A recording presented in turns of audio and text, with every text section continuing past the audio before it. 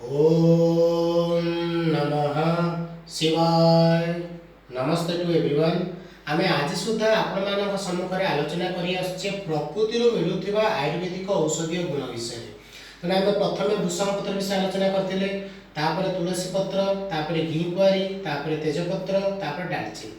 तो आज आमे आलोचना करबा गुजराती संपर्क रे। आपण माने समस्त गुजराती को मुख वास सकाशे व्यवहार करती स्वादिष्ट सकाशे व्यवहार करती। गुजराती होची ओडिया शब्द, तार इंग्लिश शब्द होची कार्डमम।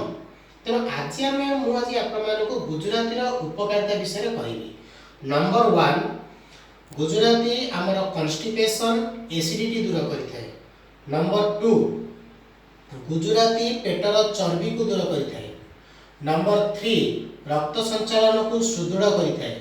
नंबर 4, केश झड़ीबा दूर करिथाय बा केश झड़ीबा बंद करिथाय। नंबर 5, अनिद्रा दूर करिथाय। नंबर 6, श्वास रोग दूर करिथाय। नंबर 7, परिस्रा जनित समस्या को दूर करिथाय। नंबर 8, अस्थि को मजबूत करिथाय। नंबर 9, एथिरे हमर पोटासियम, कैल्शियम, मैग्नीशियम, जिंक प्रचुर परिमाण रे थाए। नंबर 10, मुखवास सकाशे बा मुखर दुर्गंध को दूर करिथाय।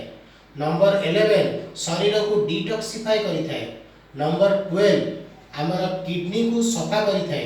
नंबर 13, खाद्य हजम क्रिया को सुदृढ़ करिथाय, पाचन जनित समस्या को दूर करिथाय। नंबर 14, हार्ट जनित समस्या को दूर करिथाय। तने यह होची गुजराती रो उपकारिता। यह को जीवन रे आपण प्रयोग करंतु आर उपकार निश्चिंत अनुभव करि परिबे। हरि ओम तत्सत।